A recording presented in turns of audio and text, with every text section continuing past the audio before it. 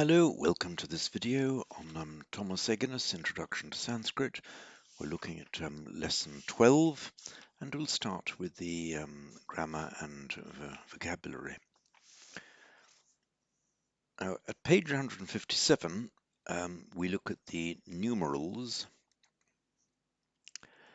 The numerals in written form are given from 1 to 10 and then the Devanagari equivalents.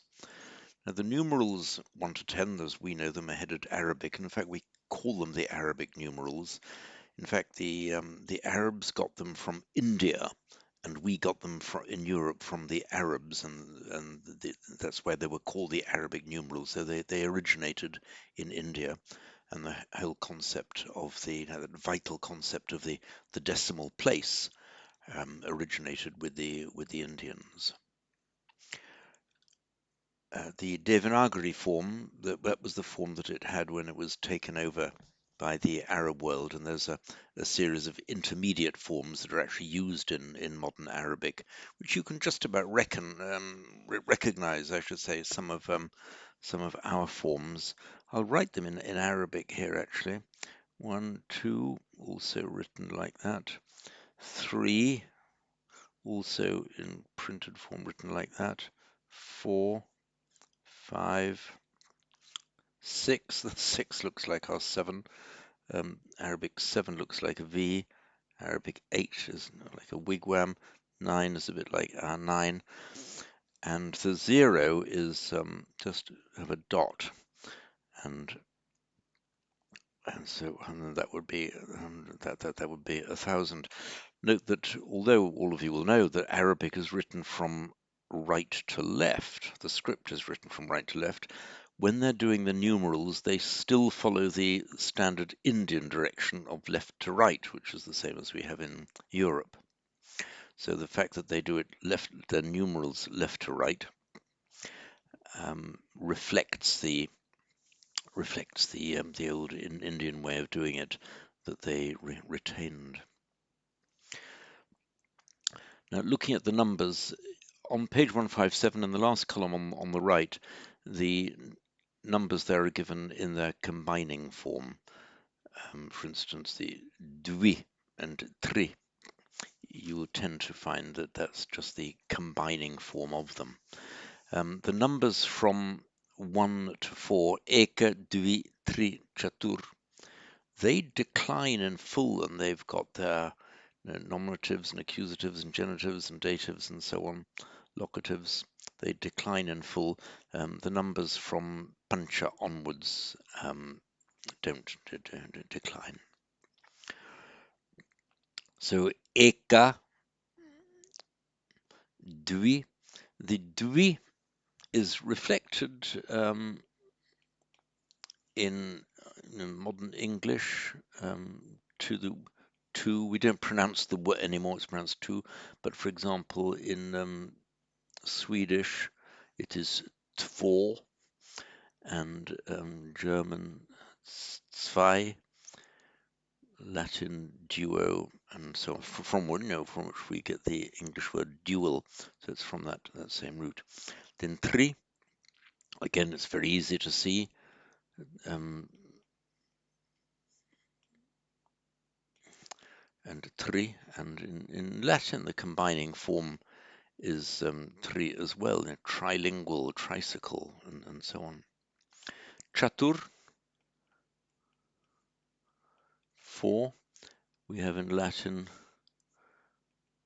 quatuor, and quaternary, and so on. The quatuor and quarter, which is a fourth part as opposed to 4, are from that same root. Pancha, 5.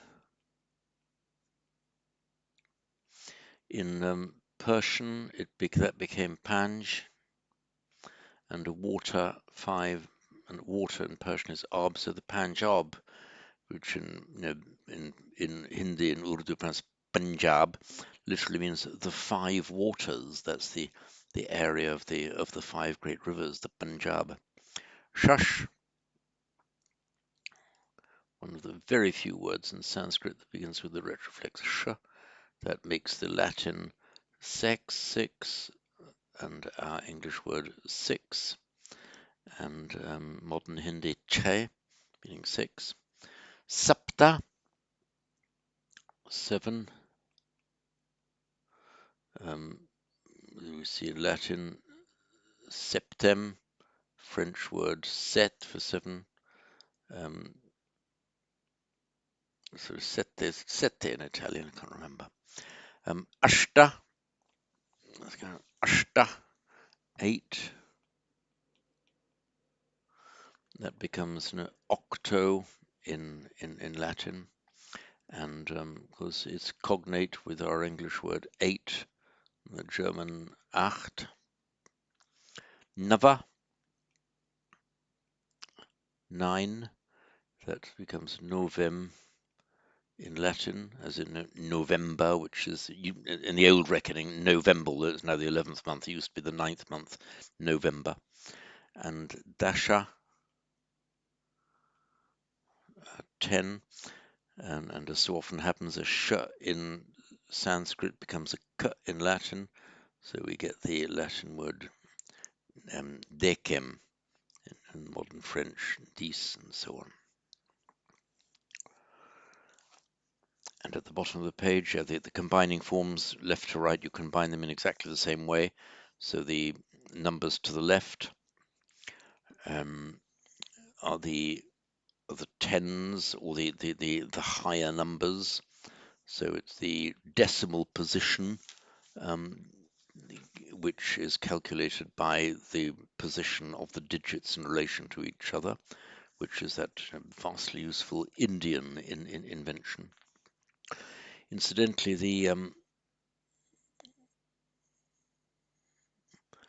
this word for the zero, which you'll see is the same in the Devanagari script as in our modern European way of writing it, and that's the one that's just written as a dot in Arabic. The word for the zero is, believe it or not, shunya, empty. It's the empty figure. So where it appears as part of a number, it has significance. There's no number there, but it indicates which order of tens the other. That's units, tens, hundreds. So the number itself is a shunya, is a zero, but by its position, it shows what the other digits stand for. Basically, it's written in the same way as our ones, or written in the same order. And Egenes helpfully says, now I'm looking at the top of page 158, that for now we will not use the cardinal numbers, ekedvi, as part of the sentences, since their declensions are complex. Yes, they are a little bit. So at the end of each sentence in the exercises, we will use the numerals. I'm just looking forwards to, yes, here we are, page 164. I'm looking at page 164 exercises. They're marked A, B, C, D, and so on, but the Devanagari number is put at the end of each one. The cardinal numbers, the ordinals, first, second, third, fourth, fifth, so on, are much simpler actually, because they decline like ordinary adjectives. They can end in a or e depending. First, second, and third, and fourth end in an a. Pratama, dvitiya, tritiya is the feminine form. Turiya for fourth. There are two words for fourth in Sanskrit, as turiya or chaturtha. Chaturtha, I think, is a bit more common, but they both have the same meaning. From fourth onwards, the feminine forms end in a long e, chaturthi, panchami, shashti, saptami, ashtami, navami, dashami, and so on. Many of you will recognize these ordinals already because they're used in grammatical notation. For example, where we say nominative, in Sanskrit you say pratama vibhakti, literally the first division, where we say accusatives dvitiya vibhakti, nominative tritiya vibhakti, and so on through to locative, which is the seventh division, which is the saptami vibhakti. And sometimes when you're talking about grammar in Sanskrit, you can leave out the vibhakti. Just say this is a noun in the saptami, a noun in the seventh, meaning in the seventh case, which is the locative. Then on page 159, we just have a comparative table of all of so many different ways that these numerals have been written. Some of them it's reasonably easy to see, to trace through. If you go into slightly soft focus, to trace through how they become extensions of the Devanagari forms. Some of them are pretty lost. Looking, for example, at the Cambodian, Javanese, difficult to see there. Even the Tamil, not entirely to see, not entirely easy to see.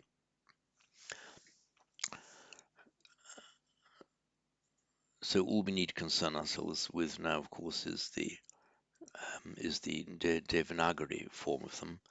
At the bottom of page 159, for those who are interested, which I hope is all of you, there's a comparative table, English, Sanskrit, then Italian, French, and Spanish.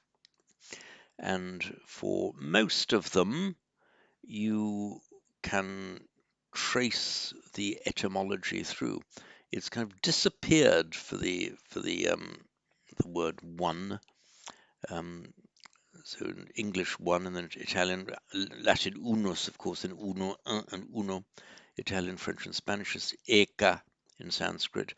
For the rest of them, with the possible exception of pancha, five, we can very easily trace the etymology from the common origin.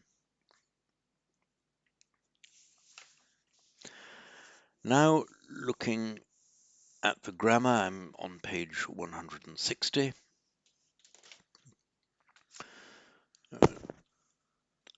And sorry, silly me, I've just realized that I wasn't displaying my iPad while I was writing on it.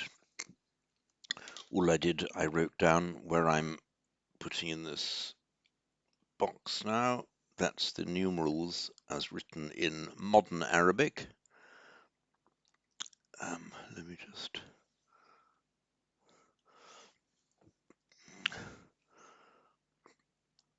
Dot is the modern Arabic for the zero. So you can see how they have morphed from the Devanagari to what we have in our modern European scripts. And I went through just briefly writing out the dvi, two, and what it is, two, två, zwei in German, duo in Latin, from which you get the English dual, a three, quator, Latin for four, pancha, from which in Persian becomes panj, and water is ab, so Panjab in Persian becomes Punjab, pronounced in modern Hindi, Urdu, and Punjabi, of course, meaning the five waters, the five great rivers. The shash, with the Latin sex, English six, modern Hindi che, sapta, septem in Latin, ashta. In Pali, by the way, this becomes, as you would expect, atta, Latin octo, English eight, German acht, nava, novem, dasha, decem, with this very frequent sh to k mutation that we get from Sanskrit to Latin and Greek, and the zero is shunya. And as I observed, although Arabic is written right to left, they write the numerals in the same way as the Indians, who wrote from left to right. And that's why to this day, although the Arabic script flows from right to left, when you're writing the numerals, you go from left to right. And on the old-fashioned typewriters, you had to do a bit of a calculation how much space to leave to write your number, or else write the number backwards. So now to page 160. And we're looking at nouns that end in a short E. They can be masculine or feminine. You also get neuters ending in a short e. They decline slightly differently. For example, vari, water, is a neuter noun and does not decline like the masculines and feminines. It is unpredictable to a large extent from the form of the word whether a noun ending in a short e is masculine, feminine, or neuter. For example, there's nothing in the form of the, looking here at the first Devanagari word, first Sanskrit word on page 160, Agni. It is masculine, though there's nothing in the form of the word itself that tells us that it's masculine. Equally, just looking at Agni there, you see. And equally, there's nothing in the form of the word vari that tells us that it is feminine, so that tells us it's neuter. One very important clue, and you'll see it very, very frequently, is whenever you get a verbal noun ending in a T, that is invariably feminine. I think I'm right in saying invariably. Certainly almost always, and I think invariably, that is feminine. You get that, for example, in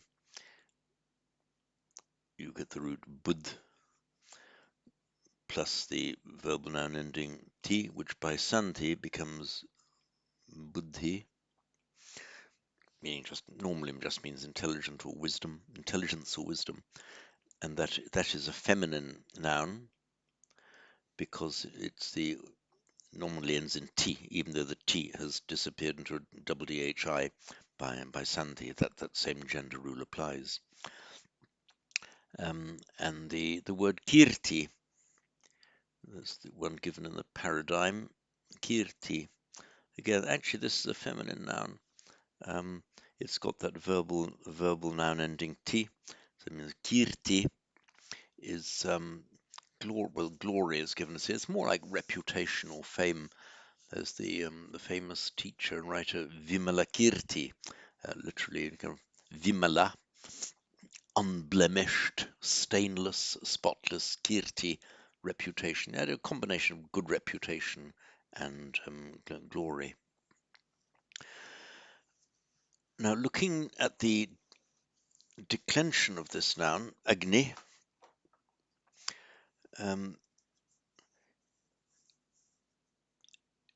in the nominative, it has the visarga. Looking at the singular now, Agni, Agnim is the accusative. Very first word of the Rig Veda, Agnim, Agnimile Purohitam, Agnim.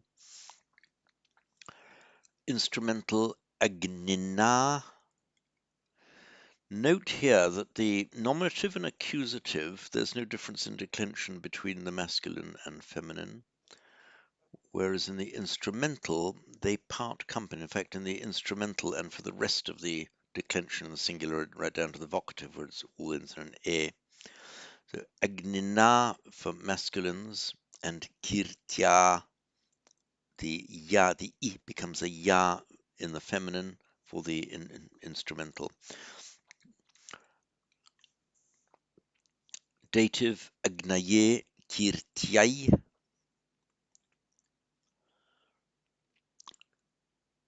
Ablative, Agne, feminine, Kirtyaha.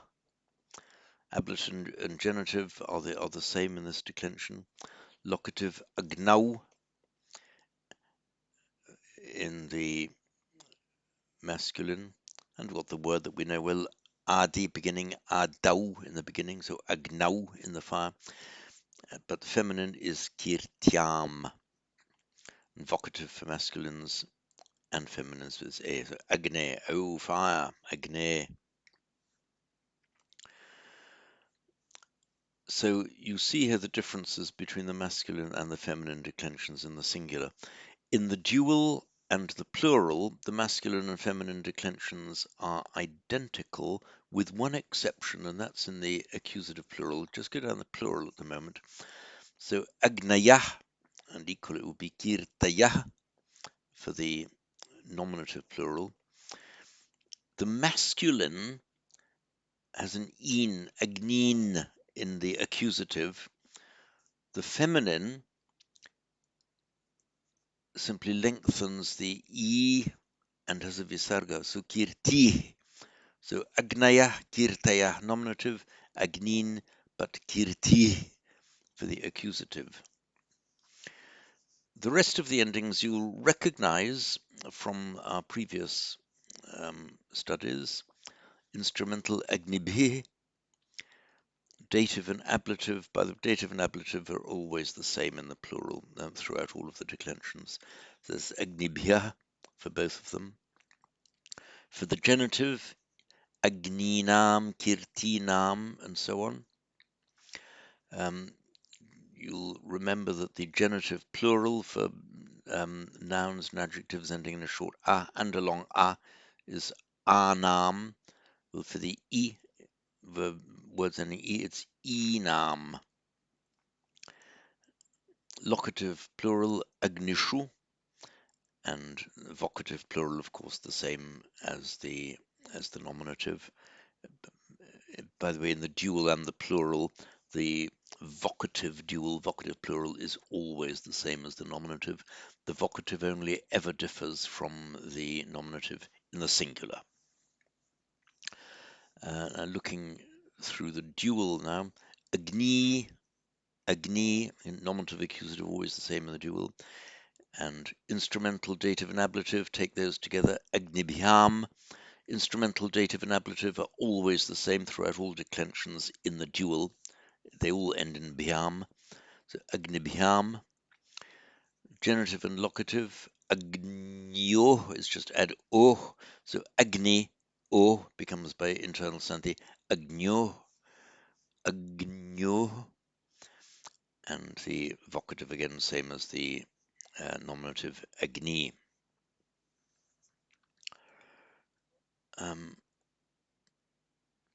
And at the bottom of the page, mention is made in the singular. There's an alternative feminine form, so kirtyai or kirtaye, for example.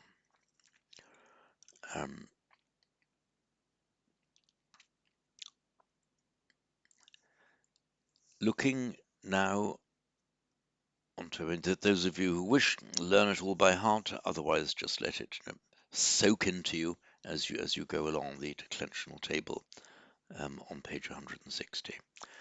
Looking now at page 12, this form of the verb, the one that we know ending in toi, having done so and so. Egenes boldly calls it the gerund.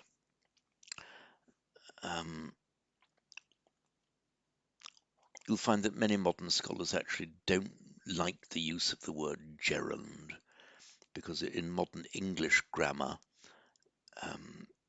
it denotes a verbal noun, like eating too much is bad for you, cycling is good for you, and so on. Do you like singing? That's normally with the verbal ending ing, but here used as a verbal, as a noun, as a pure noun. That's how it tends to be used in modern English grammar. In Latin, it was a bit fluid. So the use of the word is too fluid, and you could say edendum pro vivendum, non vivendum pro edendum est. Eating is for living, not living for eating. So it's endum or andum in Latin. So there's some confusion and ambiguity over the meaning of the word gerund. Most modern grammarians prefer to call it the absolutive. And it basically means having done something.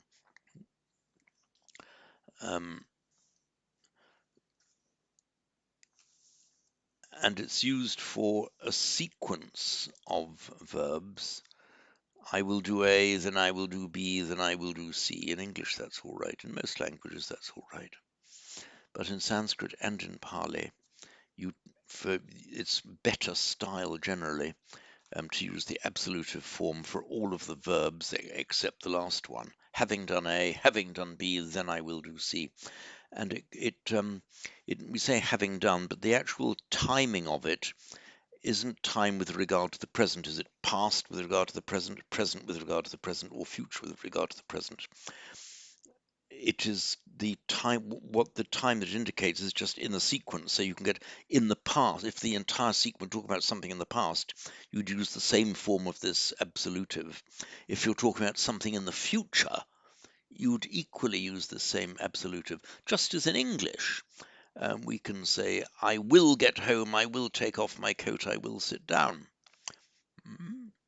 You'd say, we're now talking all in the future, having got home this evening, later on today, having got home, having taken off my coat, I will sit down.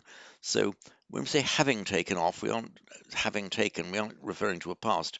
We're just referring to where that verb is in the sequence of verbs, of which the last one is the what they call the finite verb.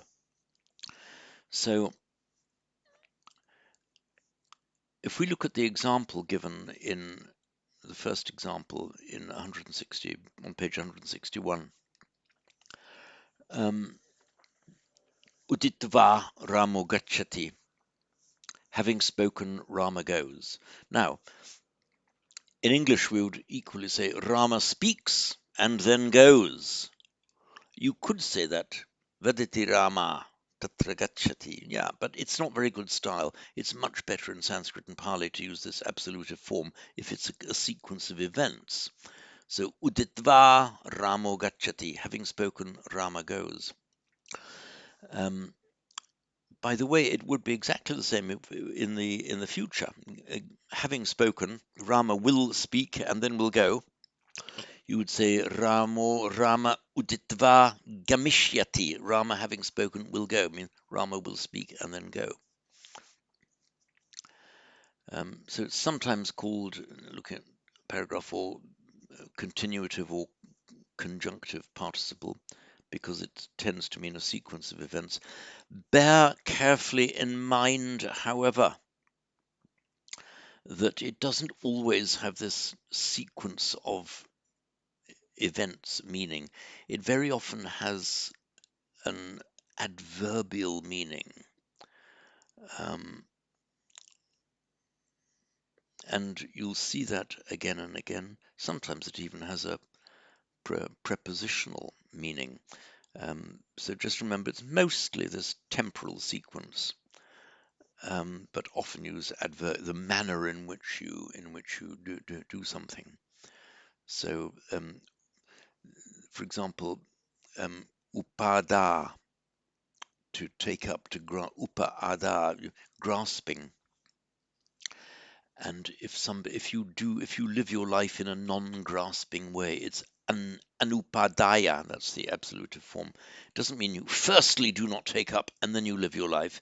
It means you live the whole of your life in an anupadaya way. So it has an adverbial force. So bear that in mind, and we'll come back to those examples again and again, and particularly in the readings that we're doing. It's a very common way of expressing an ablative form, an adverbial form.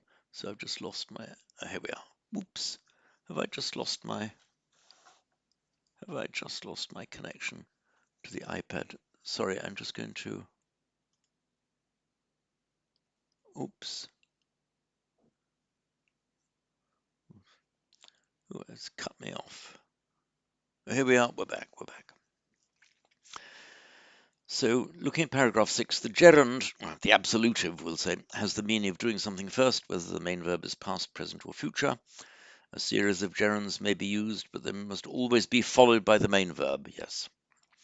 Each absolutive follows in time the one before it, and the main verb comes last in time. Okay, normally, yes, but subject to this important qualification that is often used adverbially. So looking at the sentence and example, the example sentence in paragraph 6, having seen the elephant, having obtained water, Rama goes. In English, it would be more natural for us to say Rama sees the elephant, gets some water, and then goes off. In Sanskrit, you could say that it would be inelegant, bad style. So Gajam Drishtva, the elephant having seen, Jalam Labdva, having got some water, Ramo Gachati. So Gajam Drishtva, Jalam Labdva, Ramo Gachati. And the alternative translations given at the bottom in paragraph 7, again, but not the most natural English one. Seeing the elephant obtaining water, Rama goes. In other words, Rama sees the elephant, obtains water, and goes, would be, I think, the most natural English translation of that. So, looking at the next page now, paragraph 8, everything that goes with the, I'm going to say absolutive, not gerund. Everything that goes with the absolutive, such as the accusative, is usually placed immediately before it. Yep. The absolutive is easy to recognize because it is not declined. I'm not quite so sure about that. There are much easier ways of recognizing it. It is, okay, sometimes called the absolutive because it stays in the same form. Not well, okay. Now, the very important rule, it is usually formed by adding toi.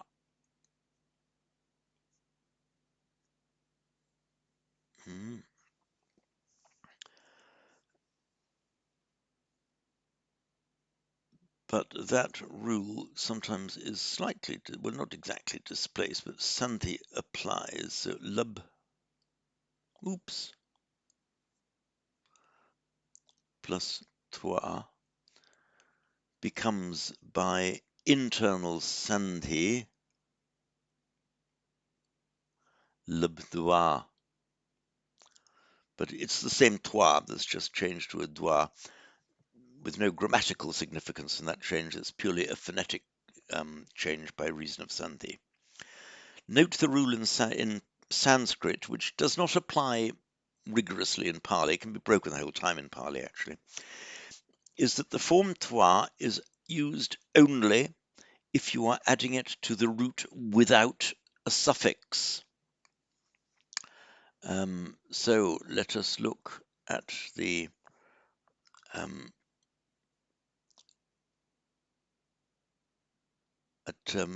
gachati, for example. Okay, so the root gum plus toi makes, as we would expect, M of course changes to an N because of the following T, gantwa, having gone.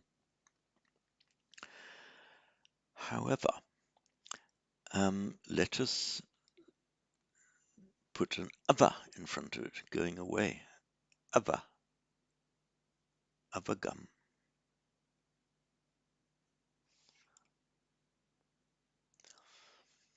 You can't put toi at the end of this form because it's got a verbal prefix in front of the root. Remember, toi is added to pure root only. If it's got a prefix in front of it, you add ya. So, avagam ya.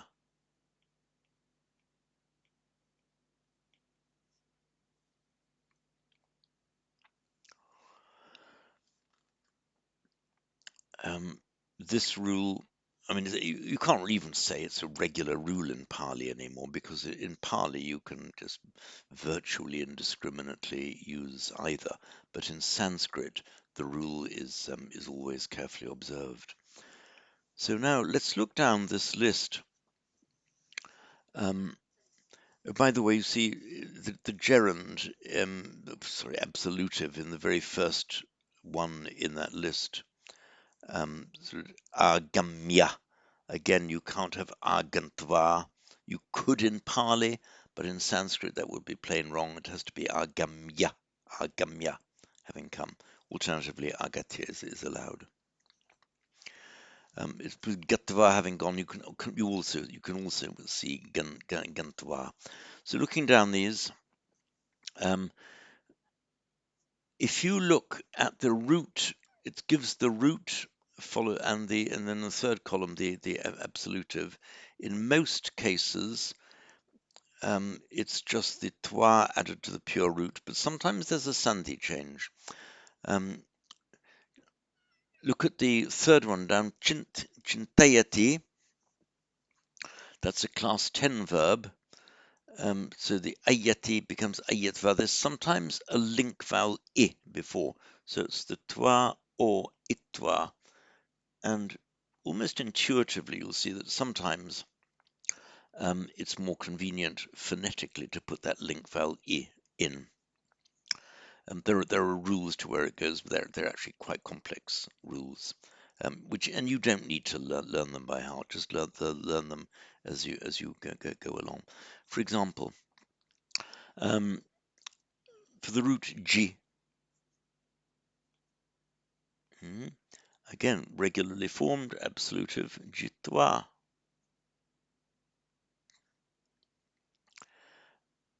Drish, to see. It's notice that it retroflexes as you go along, but that is entirely regular because a palatal sh followed by a dental t always morphs into a st, retroflex plus retro. So this is meant to be a r. So drish plus twa, drishtwa, this retroflexing of the st is regular and normal. Pat, to read. Again, we have the link vowel here, the patitwa. No grammatical significance, purely a phonetic insertion. Well, you can see how patitwa, patitwa is easy to say, patitwa. Lab,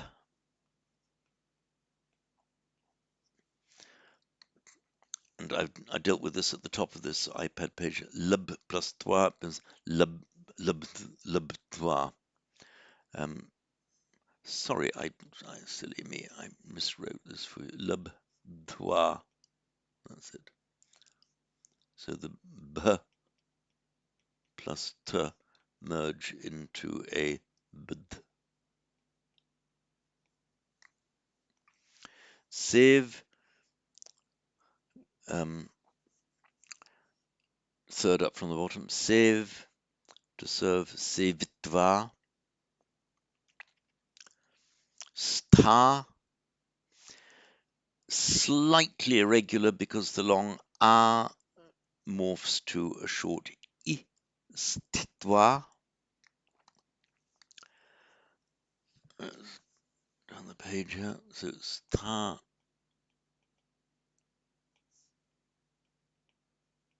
stitwa, having stood. And remember also that the past participle is not stata but stita, slightly irregularly. And the root smri, to remember, regularly formed, smritva, having remembered. So if you look down this list, you'll see that it's the rule is fairly consistent and regular, just add twa to the root, and with these phonetic changes that you'll see along the way. Now, I want to say a word about uditva and ushitva, which are the fifth and fourth up from the bottom, respectively. Uditva, ushitva.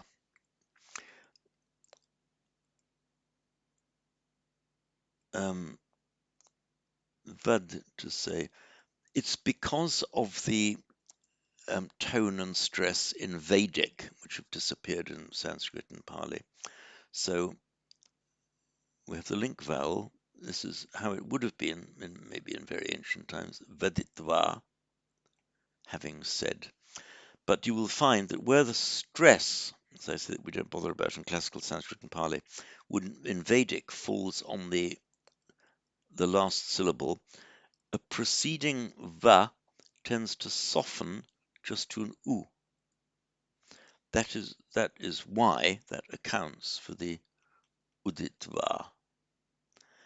and the same vas would have been vas-toi or vas-toi. But because of that same rule, that va changes to an u, and then by the rule of the retroflexing of a s after a vowel other than a or a, you have ushitwa. Where this happens in Sanskrit, and you get ushita, has been lived. Where that happens in where this is the v tends to come back in Pali. So ushita, vusita has been lived. Vusitam brahmacharyam, the holy life has been lived, said the Buddha. Vusitam in Sanskrit, ushitam.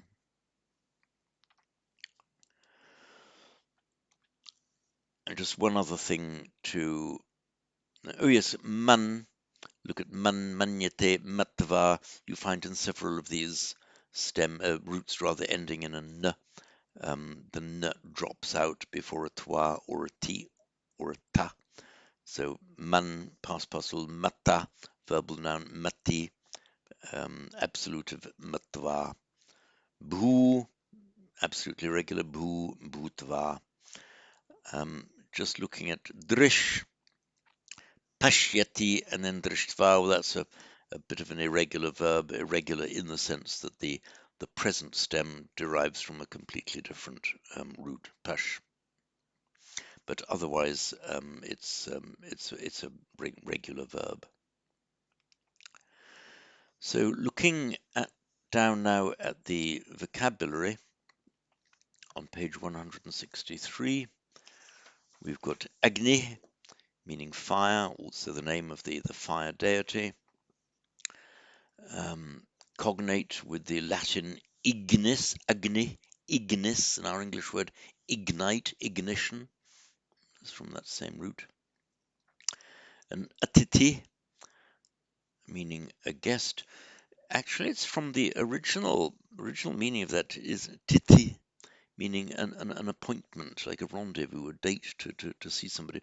And somebody who's atiti, who comes without an appointment, somebody who turns up at your door. You come without an appointment. That was the original meaning of that word. Rishi, well, we all know that word, a seer or a sage. A kavi, a poet. Kirti, glory or fame, good reputation. Bhumi, bhumi is actually from the root bhu, to be, and bhumi, and in the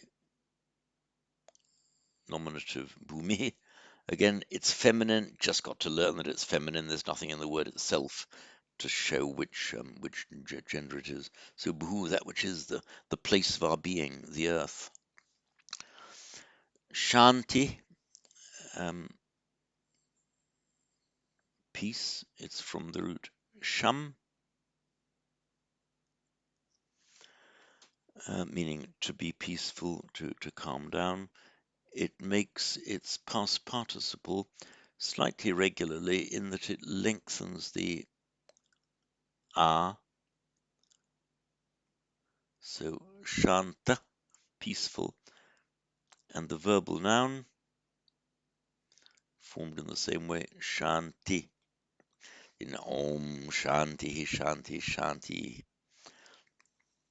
Again, we know that that's feminine because it's a verbal noun made by adding ti to the root, in this case the modified root. Siddha, one who attains perfection, an accomplished person. As the last three words, the root actually is sad, and from that we get a sadhu. The original meaning, sorry, of sad is to achieve something and also to hit your target, to reach your goal. Let me just call up Monia Williams on this. just look at this very interesting word. Oops, sadhu. Sorry, I've lost it again. Here we are. Bear with me while I call up Monia Williams on the subject. So the root sad. Sorry, silly me. Sad.